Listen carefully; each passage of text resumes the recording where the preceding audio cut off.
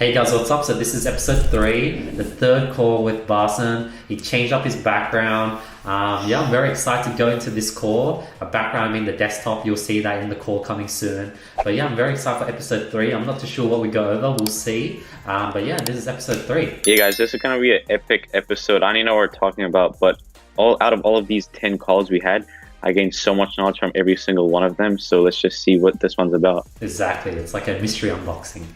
Yeah. All right, let's get a trip back to memory lane, back to the 22nd of December 2019, 3 days from Christmas. The store's doing pretty good recently, bro. Like today, it's already at $1,000. Really? That's awesome. Show me the store revenue. I want to see how everything's going. Barsin went ahead and applied the post-purchase upsell sequence, and he already made $390. This is pretty crazy. He just went ahead and just did that on his own, following the sort of course content. Yeah guys, that's crazy. It was like in the first 2 days I already made an extra $389, which I wouldn't have got if I didn't set up one-click upsell. And what you'll see in the end is that I actually made over $10,000 just from one-click upsell. So that's definitely a must-have app. Yeah, I got Zipify like last night, and then it's already doing really good, bro. Damn, that's crazy. So this result actually from last night. So probably less than like 12 hours. That's crazy. Like $389 is a big deal for me back then when I was only pulling like 1 or 2K a day. So that's really good. Dude, that's amazing. Show me the upsell you're doing. Are you doing are you upselling the same product? Like we thought that was the result over 2 days. We thought Barsin only hit, he was around 1 or 2K days, but it looked like he hit 3K. He surpassed 3K, was on to 3.5K. So the results are coming in fast. So let me look at the date of our last call. So the last call we had was on the 19th. So it's been 3 freaking days. We've scaled to 3.5K. This is insane. This is very fast growth. Yeah guys, this was crazy. Like this store grew really fast because the product was so strong. And I was just following Andy's strategy like 100%. Wasn't even changing anything, and this is how it turned out to be. Nah, it's basically the same product. I'll show you in a second. So yeah, basically we're at almost 17,000 in total revenue. Amazing. And then $1,000 today. And then I'll show you the upsell. I'll see if we can pretty optimize interesting. it. And then here Barsin goes over the upsell, really shows you guys what he did and sort of showed you guys the whole sequence, so you guys can literally just copy and paste this upsell sequence. So basically I have like deals as well. It's basically the coil, and they need this, or else it's like basically what powers the foot bath. Got it. And then what's the current sale on it? Currently, like, I don't know, because if I go on it on my store, like I sell it for $19 each, but it's like down from 34, so it's like I think like 40 or something % off.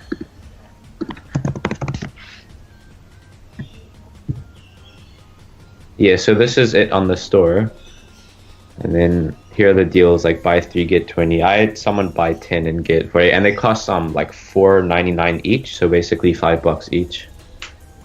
Beautiful. What you should do is you should create 3 upsells. You should make the upsell much more simple. Don't have variants, because if you look at the offer page right now, it looks a bit confusing where it says $19 to $129 on the upsell page. If you go to the upsell page for me.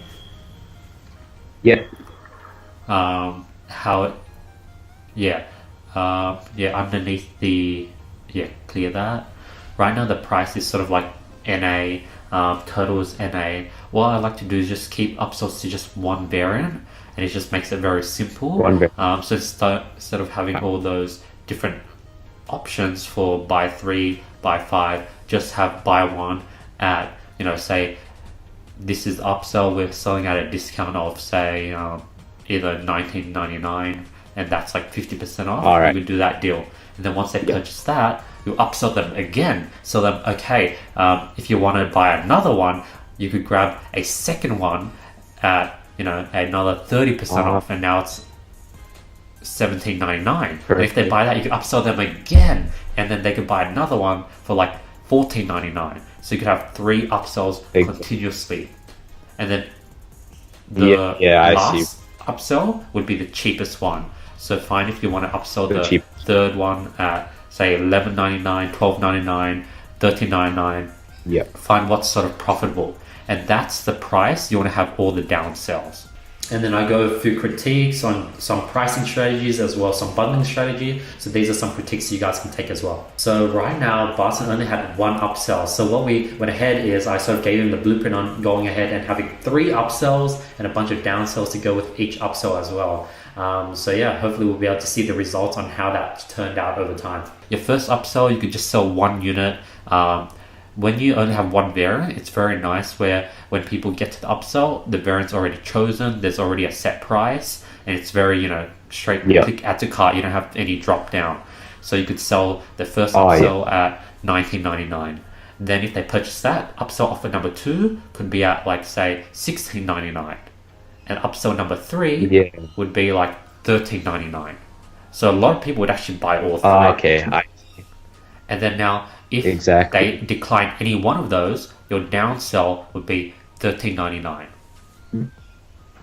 I see. So it's like a 70% chance they're going to end up. Exactly. So if they say no to the first upsell, which is say $19.99, they'll be shown a downsell for $13.99. They're like, hey, lucky for you, we just restocked this yesterday and we're giving everyone an extra 40% off. Alright, so this is the exciting part. Let's dig into the Facebook ad and see what he applied and what worked to get him to 3.5k. I'm very curious. Yeah, guys, this is crazy. Like what you can see already is just the retargeting, $41 to bring back almost $600. That's literally printing money. So that's just really important. Things are going like quite well. Basically, ever since our call like a couple times ago, every time I've added a new interest, I've always kept it to the main campaign, right?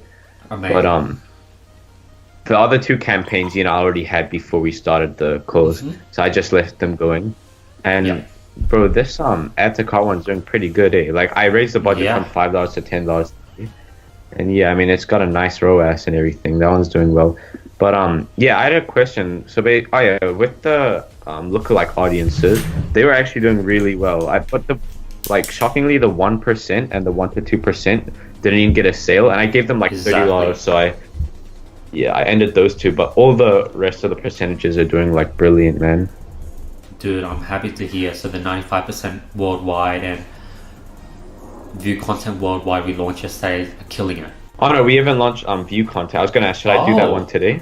Perfect. Yeah. Okay. That's a very good sign. Yeah, bro. Damn, so it looks like the 95% video views worldwide lookalike audiences that we literally took you guys through A to Z on the last call is killing it. Like nearly all of those ad sets, 9 to 10, 8 to 9, 7 to 8, 4 to 5, they've all gotten a purchase. Yeah, guys, so that just shows the power of lookalike audiences, because before I was just rocking with interest, but then lookalike audiences is 1 step ahead of interest, and it just shows by the results so far. On audiences, it took because it only just got the audience was like available just this morning. It took like 2 or 3 days. Now we go ahead and see that Barsin has 7,000 view contents. So if 95% killed it that much, I'm excited to see how the view content lookalike audiences went, and you guys get to sort of join the journey completely for free. Yeah, 7,000. So and I'll create stuff that. Perfect. And you should also create a detox footpath add to cart, initiate checkout, and purchase. Create it now, so when the time comes, you don't have to wait 2 or 3 days for it to populate. And then now I go ahead and sort of tell them to lay the foundations, because Facebook is a bit weird. Like when you sort of create all these custom audiences, you actually lose the initial. So you want to create all these custom audiences the moment you find out the product is popping off, so that when it gains data, the add to cart, the initiate checkout, the purchase audiences will be as full as possible. Because if you set it up late, you lose all the sort of data from previous. That's right. And you don't want to just spend all that money at the start and turns out like you didn't really collect data in terms of creating custom audiences. So you gotta, just like Andy said, you gotta be sure straight from the start, if you've got a winning product, you've got to create all the audiences first. Does it update by itself? Like each time we get an add to cart, will it just automatically go to that audience? Sort of. What I like to do is when I do the lookalike audience, say I had an audience of 5,000, and then I have a bunch of lookalike audiences, it does very well, I scale it out, and after eventually those ad sets die out, I redo it. now that the audience went from 5,000 to say 15,000, I redo it, and sometimes I'm able to rejog it and get better results. So I definitely refresh it and do it 2 or 3 times sometimes. And now we'll go over even how to go ahead and refresh and relaunch lookalike audiences. So you guys are getting so much value on each one of these calls. Like each one of these calls are super value packed. And that's another strategy that you guys now know. You can actually refresh lookalike audiences and relaunch them. Yeah, guys, that's actually a strategy that like not a lot of people know. So that's straight a hack when it comes to Facebook ads. Oh, definitely. All right. That's cool. And I was gonna ask another question. I can't remember for now. But so yeah, basically I'll launch the view content lookalikes today, right? Correct, and do worldwide, just like we did with the 95%. Also, I'd recommend to do retargeting do a retargeting ad for people who watch 95% and exclude view content. So it'll be the 14,000 audience, exclude the 7,000 audience. So that can do pretty well. And then now I go ahead and suggest them to also do retargeting on people who watch the video but didn't click through to the website. Yeah, guys, it's really important that you use all the retargeting possible, because retargeting is literally printing money. The more ad sets you have when it comes to retargeting, the more money you're going to make. So you don't want to miss out on any of the crucial audiences when it comes to retargeting. Oh yeah, when I'm adding like new retargeting, do I add that just back to the main campaign, or should I just stick that to the retargeting campaign? Put into the retargeting campaign since you already have that. Usually I put it all in one campaign, but since you have split up, it will probably make sense if you put it into the existing retargeting campaign. I see. And basically yesterday I tested like another 5 or so interests. So should I still keep testing those interests on like the weekends and stuff? 100%. Like adding new interests? 100%. Definitely.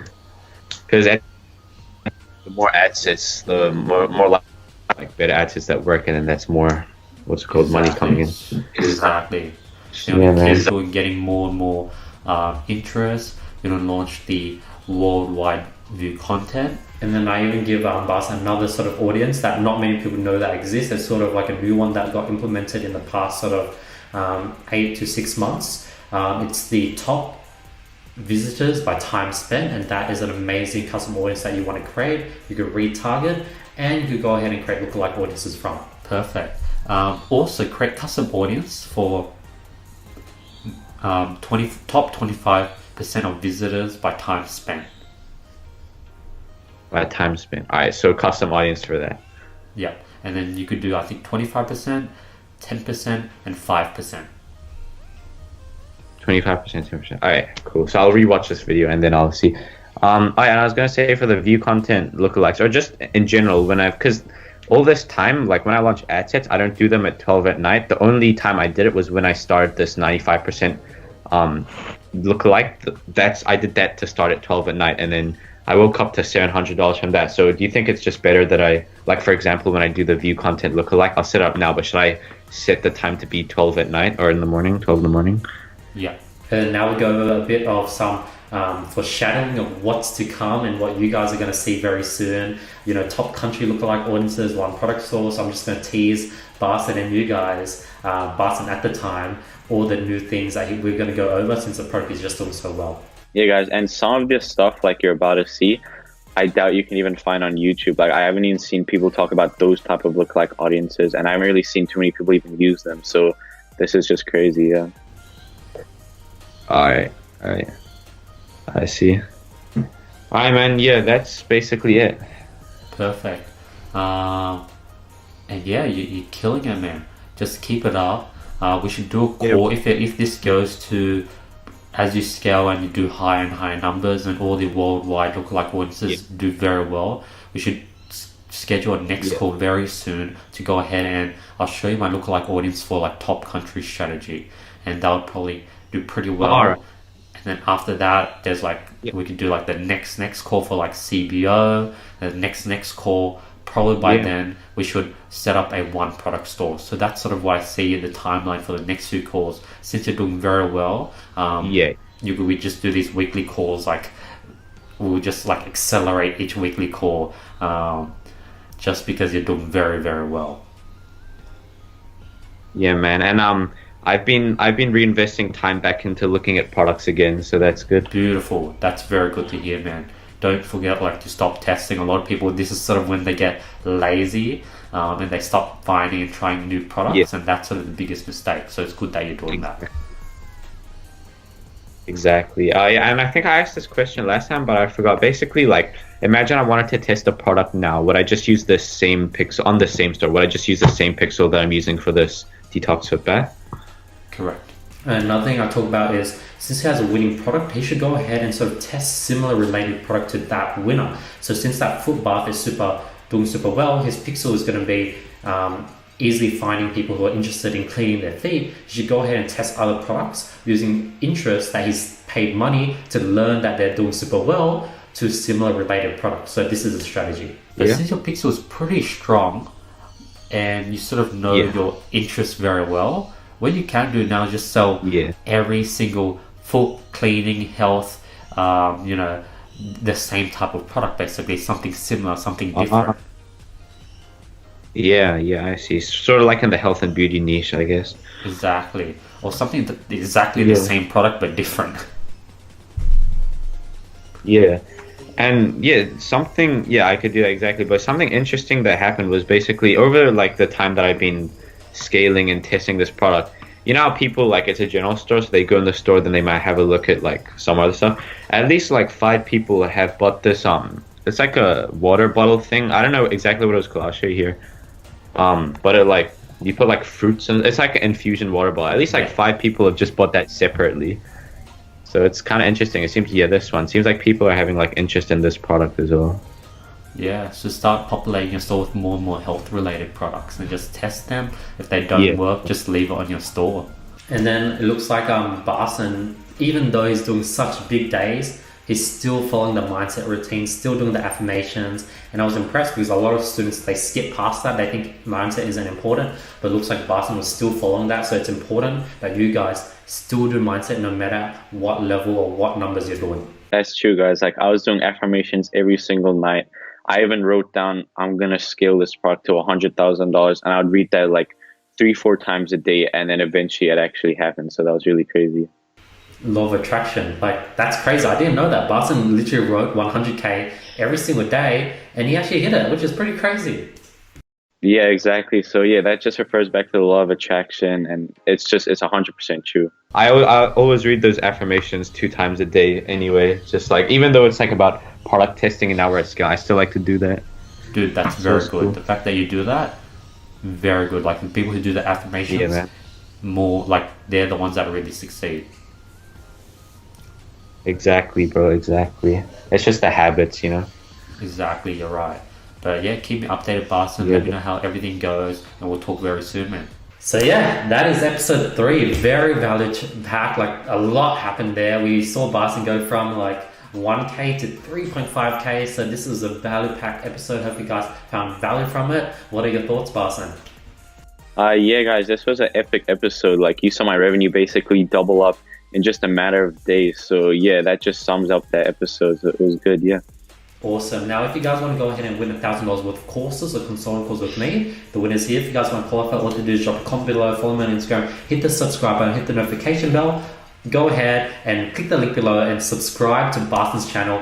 Hit up his channel, lots of value there. I want you guys to give him some support, show him some love. And thank you so much for watching the series. Question of the day: what do you think took Barsin from 1K to 3K? Was it the mindset? Was it Facebook lookalike audiences? Let me know what you thought helped him go from 1 to 3K. And that's the end of episode 3, and I'll be seeing you guys tomorrow with more value.